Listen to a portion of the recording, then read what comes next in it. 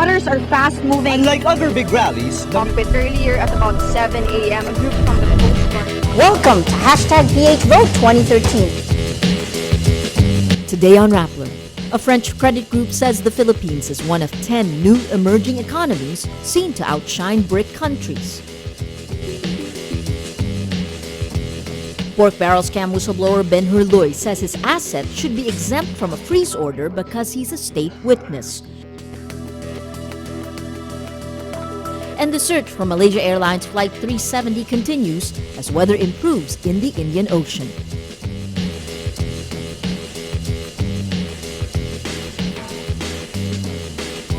Hello, I'm Maria Ressa.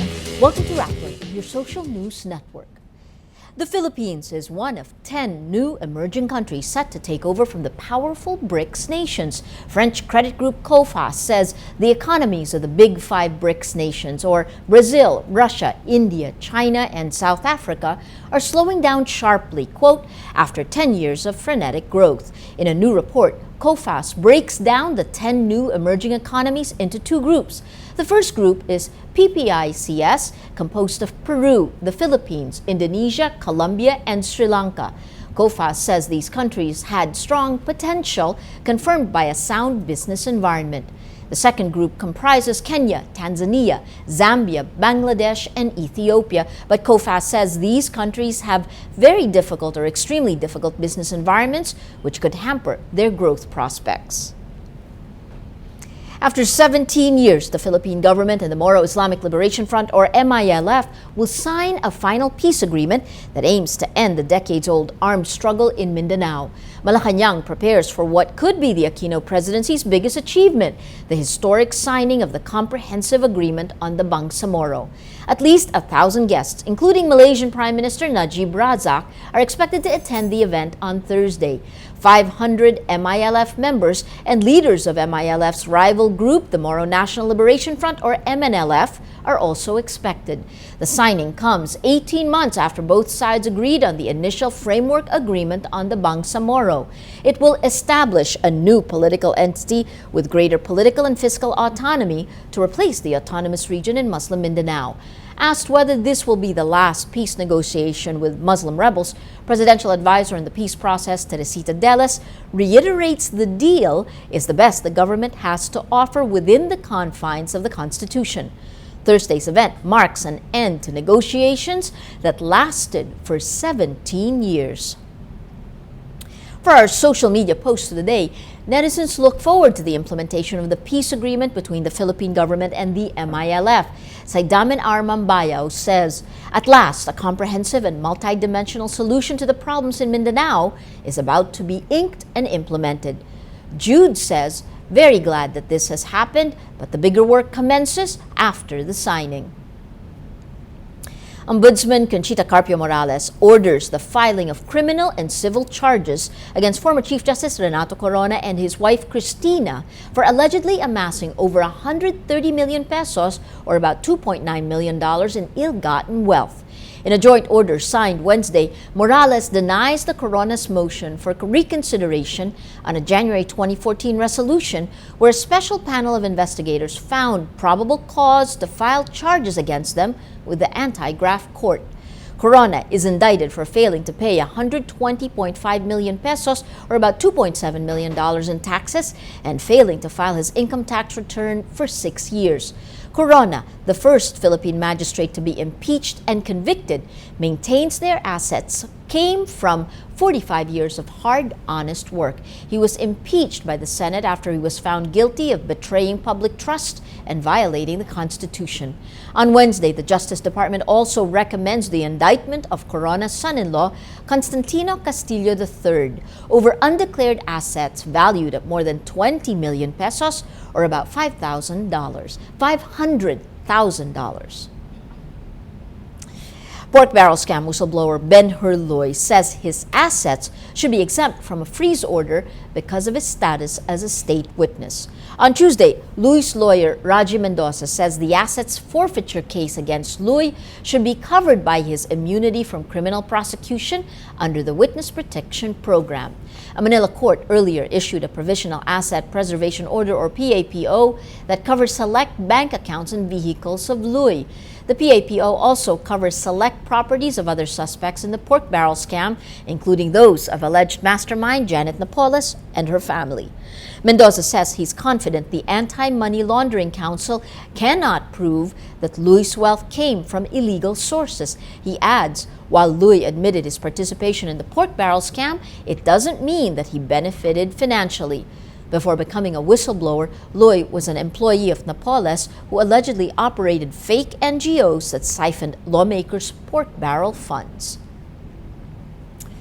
The effects of throwing away our gadgets reach far beyond the garbage bin. The United Nations Environment Program says e-waste generates up to 50 million tons of potentially toxic waste annually with only a 10% recycling rate. Pia Renada reports. Okay, because the last laptop I had it for 5 years and it was really slow now and clogged. And since I just got into college, I guess I needed a new laptop. We can't seem to get enough of laptops, smartphones, and tablets. But what happens to our old electronics? This junk shop in Antipolo City is one place where old electronics end up. Old CPUs, CD drives, and motherboards are broken into different parts to be sold as junk. Merong galing sa mga Korean suppliers, yung mga ini-import ba, papunta rito. Tapos yung iba naman galing sa mga bidding, mga companies na nag-dispose ng mga old units nila. Tulad ng mga bangko, call centers, gano'n, o mga ibang company. Yung mga na-encounter namin, mga 2 years, nagdi-dispose na sila, nagpapalit na sila ng units. Computers contain valuable metals, like gold, which makes recycling them profitable. But these also contain highly toxic chemicals, mercury, cadmium, and lead. Some junk shops specialize in old lead-acid batteries, which contain up to 8 kilograms of lead. Lead is one of the most toxic metals to humans. But it will impact your neurological system. So how your brain will develop. There's a very strong correlation between lead and your IQ. So if you are exposed to lead, then especially for the children under study will exhibit lower IQ than the rest of their cohort who has not been exposed to the lead. Gadget users are protected from toxics by the device's casing. But once it's in the trash, it can end up anywhere. In communities living near the Payatas landfill, electronic waste are handled by scavengers. Kamay niyo lang ginagamit? Kamay lang. Pinakalpan namin, naano yung sako, binubuhos. Pipilian. Ito, minsan binibiling 50, ganyan, 250. Isang ganyan? A kilogram of motherboards full of precious metals are bought by junk shops from 800 pesos to 1,000 pesos. Contamination is so rampant, toxic chemicals have been detected in mother's breast milk. Jeffrey, Jep, and James also scavenge for electronics to make an easy buck. Pag may nahanap kang computer part sa basura, anong ginagawa mo? Kinukuha ko. May protective glove ka ba? Wala po. A recent study shows lead exposure in children cost the country more than $15 billion in IQ loss.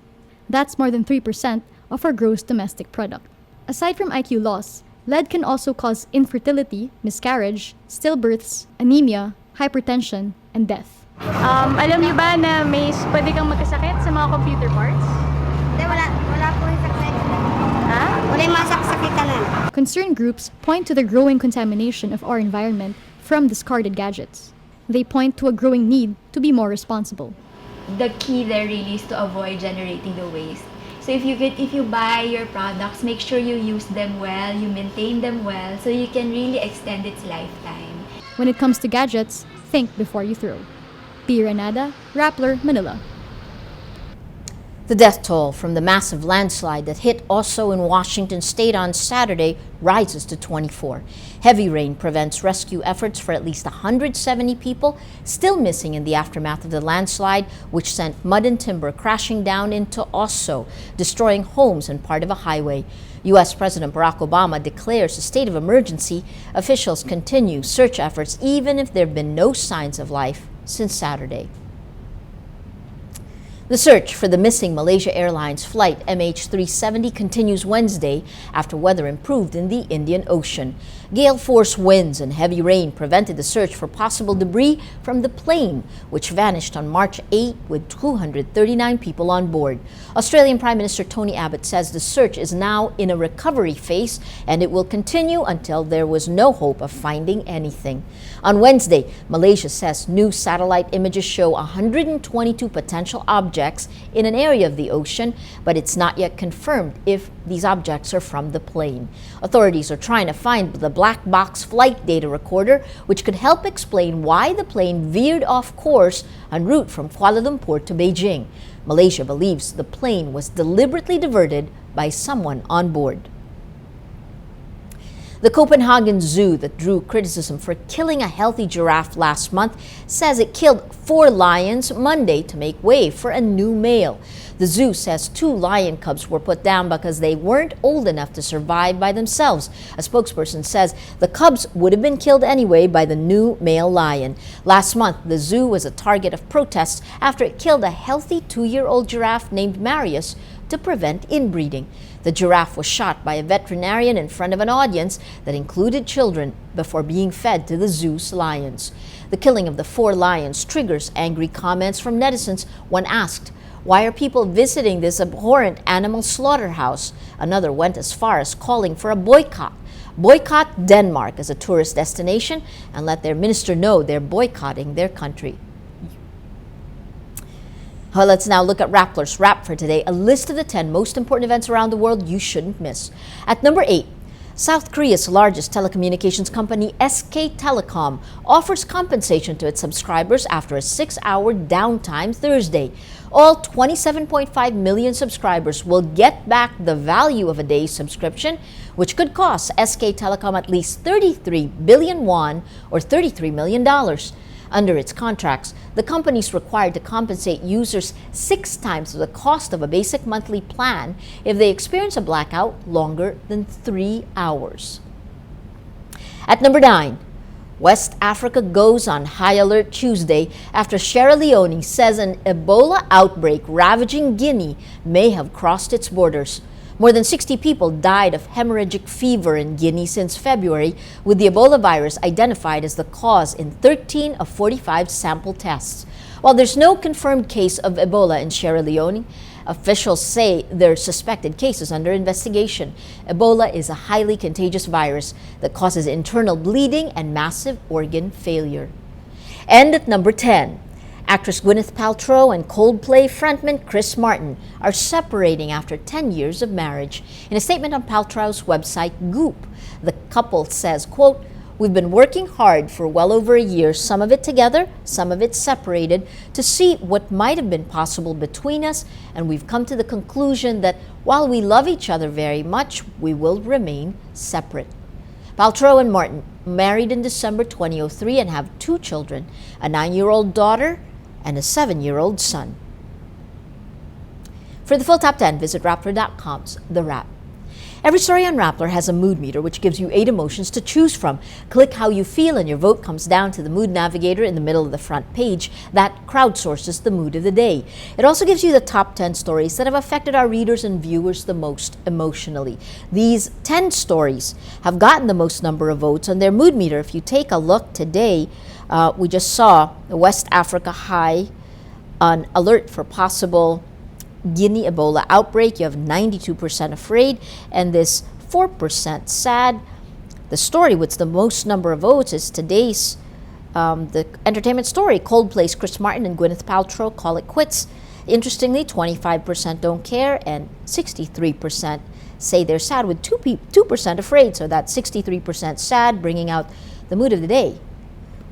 Today, most people are sad. That is Rappler's Newscast for today, Wednesday, March 26, 2014. Visit Rappler.com and watch our newscast Monday to Friday. Tell us how you feel on our mood meter and help us crowdsource the mood of the day. I'm Maria Ressa. As we say at Rappler, tomorrow begins today.